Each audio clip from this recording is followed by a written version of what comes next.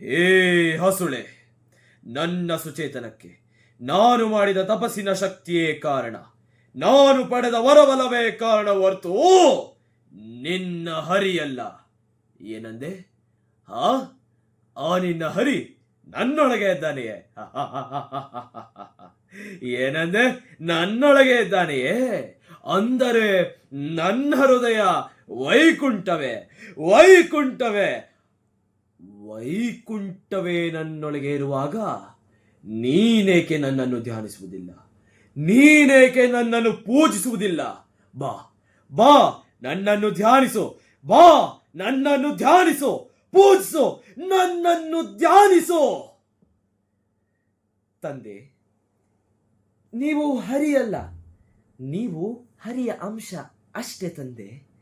ನನ್ನ ಶ್ರದ್ಧೆ, ಭಕ್ತಿ ಎಲ್ಲವೂ ಆ ನನ್ನ ಶ್ರೀಹರಿಗೆ ಮೀಸಲು ತಂದೆ, ಮೀಸಲು.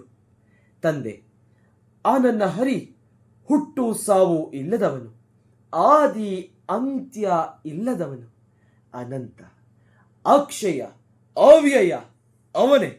ಅವನೇ ನನ್ನ ಶ್ರೀಹರಿ, ಅವನೇ ನನ್ನ ಶ್ರೀಹರಿ.